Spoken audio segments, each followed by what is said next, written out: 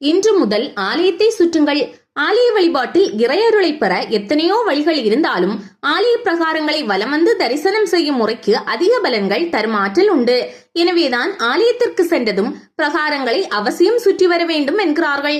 ஒவ்வொரு ஆண்டும் ஆடி மாதம் வரும் சயன ஏகாதசி தொடங்கி கார்த்திகை மாதம் வரும் உத்தான ஏகாதசி வரை தினமும் ஆலயங்களுக்கு சென்று பிரகாரங்களை வலம் வந்து வழிபட வேண்டும் என்று நமது முன்னோர்கள் வகுத்து வைத்திருக்கிறார்கள். பிரகாரங்களை வலம் வந்து வழிபடும் இந்த வழிபாட்டை லட்ச பிரதர்சனம் என்று அழைக்கிறார்கள். ஜூலை மாதம் தொடங்கி டிசம்பர் மாதம் வரை செய்ய வேண்டிய இந்த வழிபாட்டின் போது லட்சம் தடவைக்கு மேல் ஆலய பிரகாரங்களை வலம் வந்து விட முடியும் என்று நமது முன்னோர்கள் கணித்துள்ளனர்.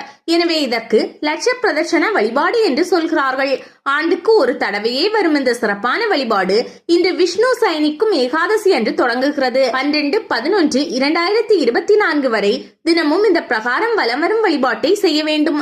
ஆலயத்தில் அரச மரம், துளசி இருந்தால் அவற்றை காலையில் மட்டுமே வலம் வந்து வழிபட வேண்டும். இந்த வழிபாட்டை வேதவியாசர் ஒரு தடவை தர்மருக்கு அறிவுறுத்தி செய்ய வைத்ததாக புராணங்களில் சொல்லப்பட்டு உள்ளது.